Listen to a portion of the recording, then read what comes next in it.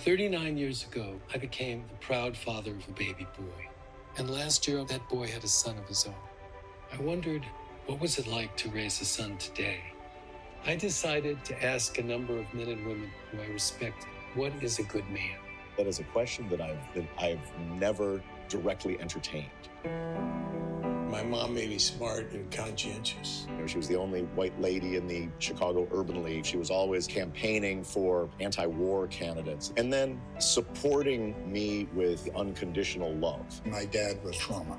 When he came home from work in the afternoon, it was like someone rolled a hand grenade into the house. And everyone was watching to see, was the pin pulled. My dad was in many ways my hero. And he died about 6 months ago. I think for a lot of men, that's a very complex moment.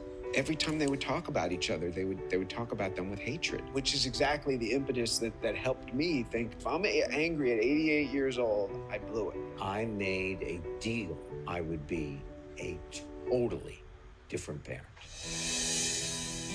The concept of what a good man is, it has to constantly be reappraised and reevaluated, especially if you want to stay connected to people in a different generation. I mean, I identify as a gay man. I definitely grew up in a very heteronormative family and culture. So if there's a nurture influence, then why didn't I become straight?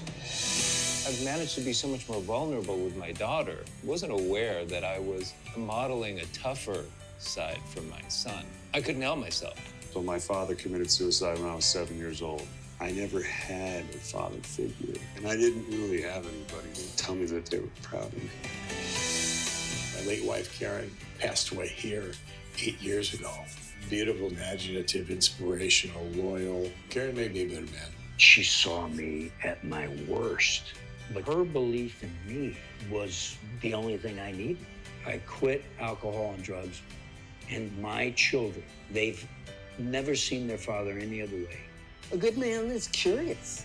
We have to be able to change in response to the world that changes around us. And I decided what's really crucial for me is to try to do the right thing. I think that people who are called good people are pretty aware that their life is not separate from the rest of creation.